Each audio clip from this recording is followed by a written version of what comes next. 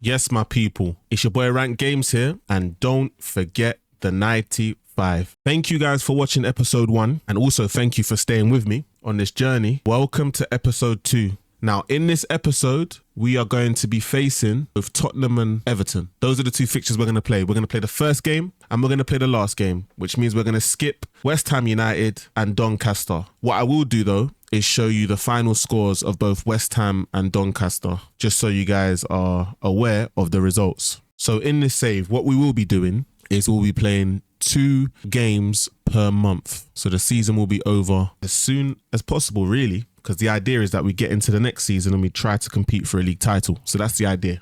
And we're going to do that rapidly. The aim is to do that very quickly. It's quite simple how the games will be chosen as well. So all the teams that we're competing with for a European spot will be played, and all the other teams that are significantly lower in the table will be skipped. As I said, you'll be shown all results throughout the whole month in this episode and in future episodes. So before we go anywhere, don't go anywhere, I wanted to show you this. In the previous episode, in episode 1, I showed you Elliot Anderson and Carlos Baliba renewed contracts. Now, our third and final target has also renewed their contract.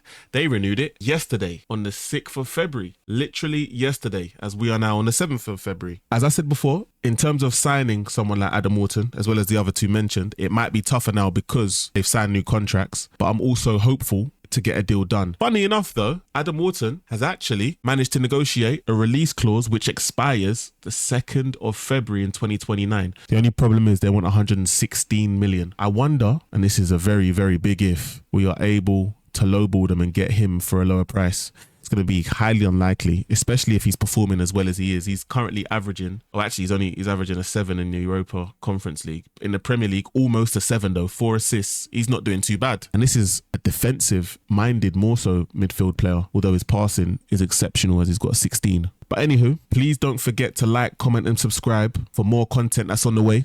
As I said, every Thursday and Friday, you will be seeing an episode of this Manchester United career mode.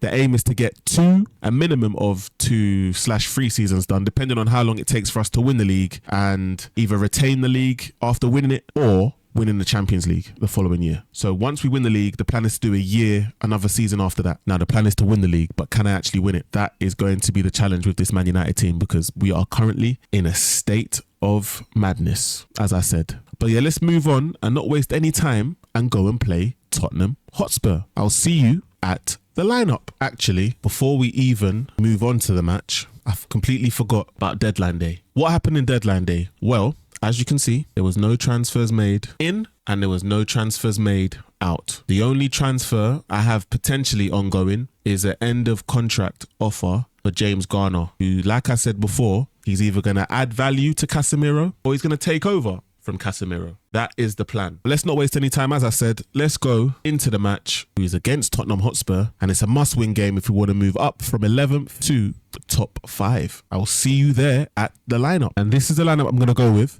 It's going to be the same lineup as the previous game, where we're going to go with the same back three, and we're going to have Casemiro sitting slightly deeper than Kobbie Mainoo. Dorgu's going to play wide left. Ahmad's going to play wide right as the wing backs. Ahmad slightly forward, and Bumo and Bruno are going to play in the 10 positions, and Benjamin Šeško is going to start. Now, this is the lineup I'm going with. Funny, if we hover over to Harry Maguire, he's being offered a contract by Barcelona on a pre-contract. Now, the idea was to potentially renew his contract, and funny enough, I can actually trigger a contract extension without actually negotiating with him. The plan was originally to give him a reduced contract, but I've got Rudiger and I've got Upamecano joining the club in the summer. So do I let him go? That's something I need to consider, preferably before the contract gets offered to him by Barcelona. Right now, I believe they're interested, but they haven't offered the contract yet. And then we look at Dorgu, who's getting loan offers. He's not going nowhere. Ahmad, who's getting offers from Chelsea, Bayern and AC Milan, possibly. Bayern Deer is wanted by Al Ali. He can definitely go. And then the same for Ugarte. As I said, Ugarte never left the club. The bid never came, just interest. So yeah, that's fine. Xerxes is wanted by Leverkusen, and I'm actually interested. I do like Xerxes in real life, but in the game, the idea is possibly to sell Xerxes and get a much older striker like a Guirassy from Borussia Dortmund, who not only is he a goal scorer, but he's also got the experience which could help Benjamin Šeško, and hopefully he can actually Šeško can steal some of Guirassy's traits. But yeah, the aim is to lessen the load, pause, on Benjamin Šeško. But with all that being said, let's now move straight into the game against Tottenham. Can we maintain this winning run going into February? Let's find out together. Man United versus Tottenham. It's live. It's next. Let's go. And just like that, we are here. What changes have Spurs made? Pedro Porro is in. Jed Spence hits the bench. He shouldn't be on the bench, but there is a ring to him being on the bench. But let's move forward. I truly believe Spurs have a really good squad in real life. I don't understand why they're underperforming, why they are where they are. I think them to be in the bottom half of the league table is madness. When you look at some of the players that they have and the history of where they've come from. Muani's played in cup finals, World Cup finals. Simmons has been at the best clubs as a youth player and also as a professional. João Palhinha was a top player at Fulham, left Fulham to go Bayern Munich, didn't really play and is now back in the Premier League. Udogie has come to England and let's be honest, he's actually proven that he deserves to be a top flight footballer. That's probably actually an understatement to even say that about him. Mickey van der Ven was one of the best centre-backs in the Premier League. He probably still is. He's definitely the fastest centre-back in the Premier League, I believe. One of the fastest actually in general in the league. Christian Romero, also known as Red Card. Can't believe he's the captain of the club. That might have been what the issue is actually. Someone who is Mr. Head Loss FC somehow gets the armband. Pedro Porro, very good right back as well. And their bench is actually not bad at all. Kudus is a very good player. Left West Ham, joined Spurs. I don't think he got as much stick as he should have, to be honest with you. But yeah, as we move on to United, injuries I think is the biggest thing in United's season, this season, in both real life and possibly the game. I don't really know because I took over in January. But we have all of our players pretty much available apart from Dalot. But Dalot is the biggest liability at Man United right now. He could have a great game today and he could be the reason we don't win a game tomorrow. He is Mr. Hot and Cold. He is Mr. Left and Right, Mr. Up and Down. Glad he's not available, to be honest. But he's going to come and integrate within this squad at some point. But yeah, I've left you waiting enough. Let's get straight into the game. Man United versus Spurs. We have an opportunity to bring the points tally between us and Spurs from 9 points to 6. We also have an opportunity to push further away from Crystal Palace, as from what I remember, they were 2-1 down in their game. Tottenham are 10th in form. Based on that alone, we should be able to do something. Hopefully Sesko can wake up in this game and do something. That would be nice. I don't think they're bad. They're a quality team because they are. Let's go straight into the dugout and play. We need 3 points if we're going to chase the European spots. Every game is an opportunity to close a gap and we cannot take advantage of that and we can't allow other teams to take advantage of that. Look at the stadium. Look at the entrance. Here we go. Sesko kicks things off for Man United. Wow, Arsenal have scored already. I wish we had that sort of start. Villa also have taken the lead, which means we now get to go ahead of Bournemouth if we win against Spurs today, which should take us into 10th, I believe.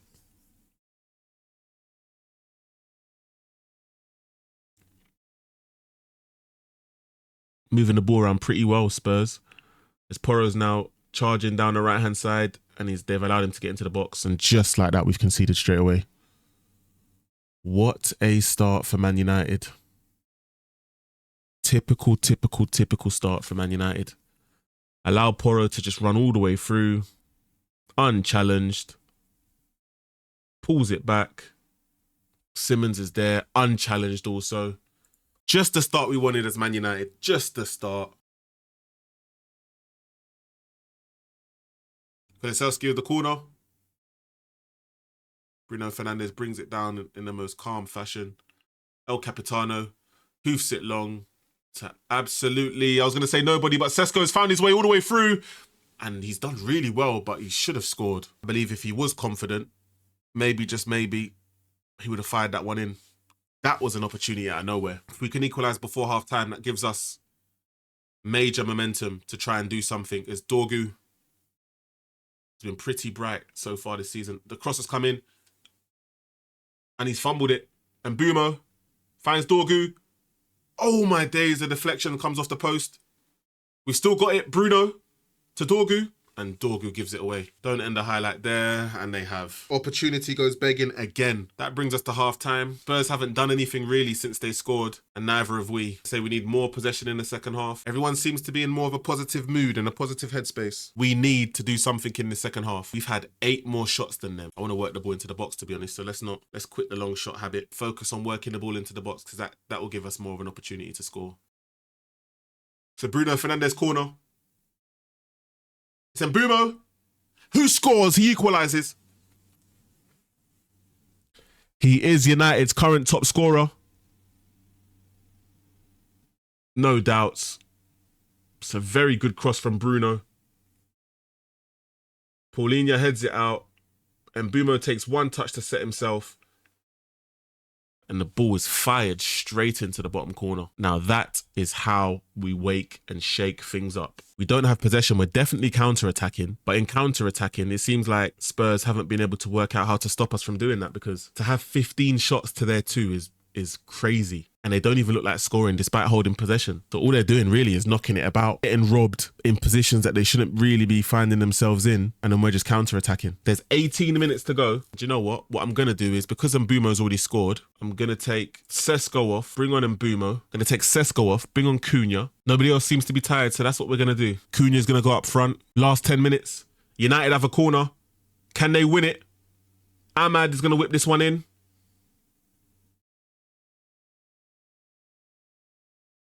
Ahmad. Harry Maguire at the near post. Finally, my set pieces is now paying off. Now, because I know my team very well, I'm going to go defensive. Maguire rises higher than Mr. Red Card himself to fire us 2-1 up. And that is what I am talking about. And you know what? I'm actually going to go and do something that I never really do. I'm actually going to get us to time waste. But also, I'm going to pull some of my players back. So this is how we're going to end the game, I believe. I'm going to trust the players to finish the game off like this. 3 minutes to go. This will be massive for us. And actually, Bournemouth and Villa are now drawing. So if we win this game, we will be 1 point behind both teams. And it's a win from Man United. That's a massive, massive, massive result. I actually decided to play for set pieces. And Maguire's actually won the game for us with a header from an Ahmad cross. Possession-wise, we never dominated possession, but we took so many shots. I feel like it was only a matter of time before that happened. But what a win that is. The lads should definitely be proud of themselves. We have done it the hard way, to be honest with you. It definitely felt like it was the hard way. Now, if you look at the table, if this table is correct, we now move up to 10th, and we are literally not far off. 9 points between 10th and 6th. We have a mountain to climb, but the way we are going about things, we should be proud. I'm going to say I'm pleased with the performance, but we need to make sure we don't become complacent, and that has somehow pissed some people off. What a win that is. I was definitely worried, but we got the result in the end. Man United I completely forgot that we came from behind, actually, because we did concede very early. That is character. I'm going to say I'm proud. I'm going to say that's why we fall in love with the beautiful game. I'm going to say I think we can keep this unbeaten run for a long time. And Mbeumo's doing his thing. He really is doing his thing. We've got 263 million in the bank. Summer, they have to be offering us big money. I'm definitely going to demand it. But yeah, what I'm going to do now is I'm going to play through the next 2 games. Then I'm going to show you the results of the next 2 games, which is against, let's remind ourselves, which is against West Ham and Doncaster, before we play the final game of the episode against Everton, which will be coming shortly. So I'll see you at the Everton game. Peace. Just a quick one. As you can see, I was looking to sign Garner, and he signed a new 4-year contract. I was actually looking to sign him for a maximum of £125,000 a week, and he accepted a 4-year extension at Everton to stay, which is very interesting, for 80 grand a week. Didn't want to come back and join his former club. Fair enough. We've managed to lose every single target that we went in for outside of the 2 players that we signed on pre-contracts. But as I said, hopefully the finances we get given in January, hopefully the finances we get given in the summer will allow us to make the changes that we want to make. All remains to be seen. And just like that, we've returned, and I tell you what, we played against West Ham first away, which wasn't really too tricky of a game, to be honest. We started off and scored pretty early with Bruno, and Xerxes managed to also find the decisive goal, which basically allowed me to breathe a bit, because it was actually a pretty stressful game. It was more stressful than I thought it would be, that's for sure. As soon as Xerxes scored, I felt a lot more comfortable in my team. But overall, yeah, it was a very impressive win, because we have history against West Ham and we don't necessarily perform very well against West Ham. So it was good to get the win. And now in the final game, which I played off camera, was against Doncaster. Now they gave me a decent game as well. And actually, it took us an hour to score. And that was actually the scary part. And I think what made it even worse was the fact that they equalised in the 75th minute, which meant I had to find a winner very late on with Bruno Fernandes. And that was another scary part as well. So all in all, it wasn't a bad ending, I suppose. We did what we had to. And there was a bit of a transition because we did actually play some players that didn't really feature too much this season so far. Dallo came back, Ugarte started, Chidu Obi also came and played. He started as well. But yeah, now we're going to move into the final game of the episode. Please don't forget to like, comment and subscribe. As I said before, it is very much appreciated. This season is going very well so far. We haven't lost in a while. The last time we lost was the 27th of December against Newcastle. And that wasn't even a played game. So we've done really, really well. Can we finish the month of February with a victory? Let's go. Firstly, actually, let me show you where we are in the league. And here we are. So Everton have won their last 5 games in a row. So in order to beat them, we'd have to end their streak. I think the interesting part, though, is a win would really shake things up again. It would really do that. We're currently 9 points behind Everton. So a win would actually take it to 6. And it would also make it 3 points behind Spurs, who are in 7th. The aim is to finish 6th. But can we push, as I said before, for the Champions League spot? Let's not even waste any more time and go and figure it out. It's crazy also, by the way, how Liverpool are just running away with the league. And this is the team we're going to go with away from home here, as our best possible team is going again. I'm actually playing Sesko because he trained really well. Sesko trained well. Bruno trained well. Mainu trained well. I'm hoping this is going to have some sort of impact. Let's go and play. So another really good team is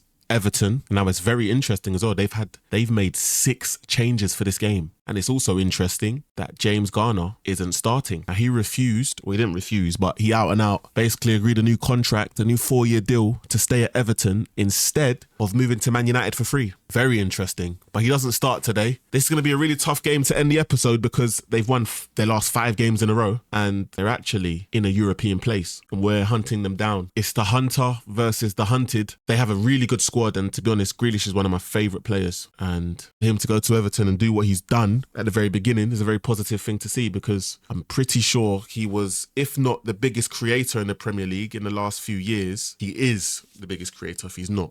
And that's outside of Bruno Fernandes, who I think Bruno also was one of the biggest creators. No one's created more chances than Bruno since Bruno has been in the Premier League. And you can go season by season or overall. But as I said, this is a massive game. It's the final game of the episode. This is an opportunity to really close the gap and make our last 12 or so games easier to bear as we look to cement ourselves as a European team again. We can't go another year without any kind of football. We've got a lot of money in the bank and I just feel if we don't make European football, we may be limited in the transfer window, not only with the players that we can obviously sign because they're going to want to play European football, but also there's going to be a limit to how much money we get given and we cannot have that. So strap in, get your popcorn and let's see how this final game of the episode ends. Once again, please don't forget to like, comment and subscribe for players that you would like to see me sign in the future if you have any ideas. Other than that, let's go and win this match. It's a very nice changing rooms, by the way. Everton are second in the form table and we are first. So let's make that count. I feel like that is a sort of team talk I think can stick. And maybe it should stick. I'm going to say I have been very impressed with David Moyes because I have been. David Moyes has managed to steady the ship at Everton, both in real life and in the game, to the point where they're no longer relegation candidates. And let's be honest, that is down to him. West Ham couldn't wait to get rid of him. And now they're in the relegation zone looking like they will go down. I'm going to say the players are confident because they are. We haven't lost in a while. This could be where it ends today. But I will take a draw, 100%. I'd take a draw here. Away from home is going to be really tough. I feel like we're quite limited with the players that we have, but the summer is going to be one of the biggest summers I've had in Football Manager, to be honest. I have my targets. I know how much money I pretty much need to spend, but I do truly believe that if I qualify for Europa League, I could possibly win it. If I qualify for Conference League, I'm definitely going to win that. But more importantly, I know for a fact, if given the opportunity to sign certain players, I'm going to take it. And that's going to drive my team all the way up. We're at the Dickinson Stadium as Everton now kick off. As I said, I'm expecting this to be a really tough game, but I'm also expecting us to pull together. Spurs won 4-2. Actually expand and have a look at what that means. What does that mean for the league table? Martinez on the ball. Away days are extremely tough. Can we do it? We're moving the ball around really well. Ahmad is in. And Ahmad was offside, luckily, because the level of composure shown was 0 in that. And Mbumo wins it back. And Harry Maguire gives it back to Mbumo. And Mbumo finds Šeško, who gives it away. He's proven to be a real tough cookie.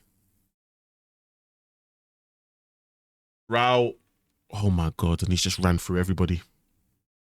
As I said, it was always going to be a tough game. Everton are 5 in a row. But how he's just managed to just do whatever he wanted. Kobbie Mainoo's just let him go through. And we are, just like that, we're a goal down. Defensively, I know we're going to improve because we've got 2 world-class centre-backs coming. So I know that's not going to be an issue. Midfield-wise, that needs to change. Kobbie's probably playing a little bit too far forward, and that might even be what the issue is, to be honest. Short-term solutions. I like my 2 10s and Mbumo and Fernandes. What they're doing going forward is fine. I've got an issue with my striker. He's not productive enough. I've got my left wing-backs who I just don't feel like are productive enough either. And Rao has gone again. Lucas Moura. It's 2-0. Yeah. We are getting our backsides handed to us.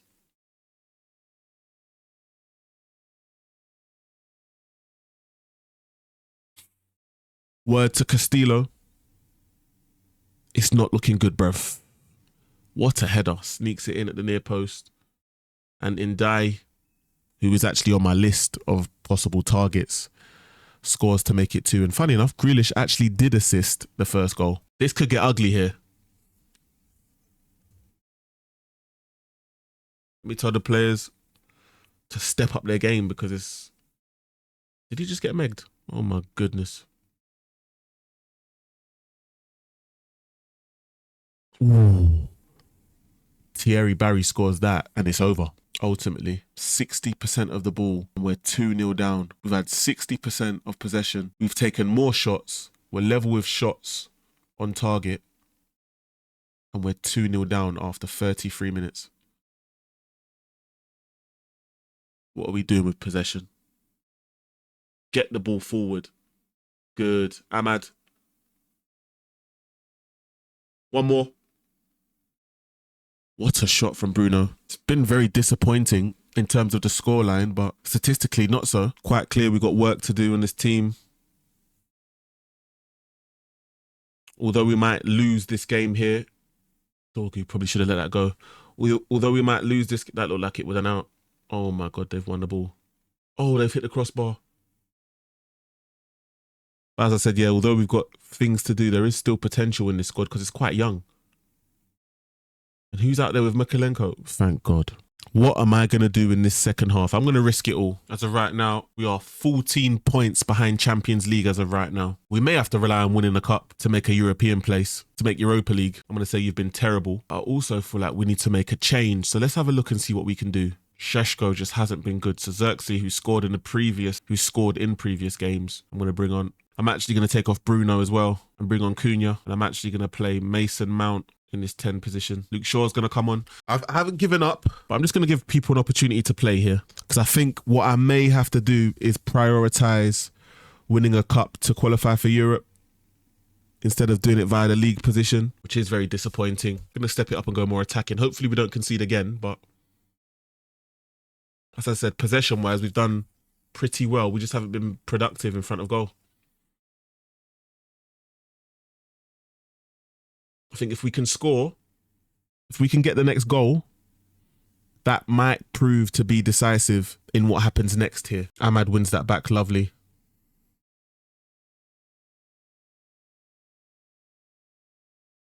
It's Mbumo.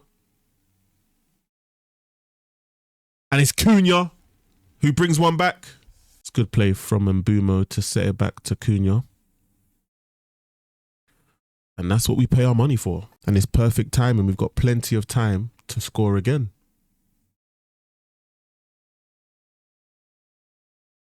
Ooh, that was very hairy, that challenge from Shaw, but they managed to keep it still. We could actually go on a run and come back as Ahmad's now on the ball. Turn Mbumo again. There's something about us right now. We look like we can do something. Keep that in, Shaw. He does. This is going to be a goal, surely. That cross was horrific from Shaw. Pick a man out. He doesn't. Oh, and just like that. What a pass. Someone like Jack Grealish would be fantastic at United, but he's already put on the City shirt, so there's no way. There's no way. I'm actually going to remove shoot on sight. I want us to run the ball into the box. We've actually shown some fight now. That's what was missing in the first half, so it's good to see that we've got some fight back. Grealish has definitely been the one pulling the strings for them. And then Dye pulls it back, and it's game over. Tyler Dibbling, who was actually a player that was on the bench from the start, has come on and found the back of the net. And Dye, it looked like United were going to get back into the game, potentially. Gay goes through the legs of Luke Shaw and goes in. And just like that, United's winning run is definitely coming to an end. And there is nothing else to say about that other than we tried. Coleman to Dibbling. Ooh. Risky but good play from Everton. And now he's got all of this flank by himself to run into. What a cross. And it's a good save. Finally, our goalkeeper puts his hands on something. Pause. And that ends the highlight, and it's not going to end the game apparently, as they're going to have another opportunity as Tyler Dibbling is running rings around Mount. Oh, he's beaten Mount. He's still got possession. What are we allowing? What a cross. Wow, he better be offside. If he's not offside, we've been battered 4-1. If he's not offside, it's a goal. It's disallowed, thank God. Okay. 3-1 is better than 4-1 for sure. But that was a pretty worrying moment. Yeah, he was off. Very good header though. Very good header. I knew going to this stadium was going to be tough. But it seems like this is how we're going to end the episode. Losing either 3-1 or 3-2 potentially if Ahmad delivers the ball incorrectly, which he does, and it's not even challenged by anyone. But it comes back to Ahmad. Oh, this is brilliant. We're going to pull another one back with Mbumo.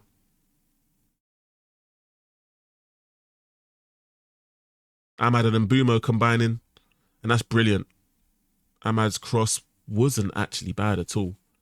But look at this combination play with Ahmad first time to Cunha, Cunha to Ahmad, and Ahmad finds Mbumo, and Mbumo first time volley with his weaker foot finds the far corner. Is there enough time? And the answer to that question is no. Man United are going to lose 3-2 here. And with that being said, that is the end of today's episode. It's been interesting. When we come back, we'll be in the month of March, where another 2 games will be played, and it's all decided by league table. I won't even show you that, as this will be continued. As they say in all the series and Netflixes, to be continued. Please don't forget to like, comment and subscribe. It's your boy, Rank Games. Don't forget the 95, and I'm out. I'll see you for episode 3. Peace.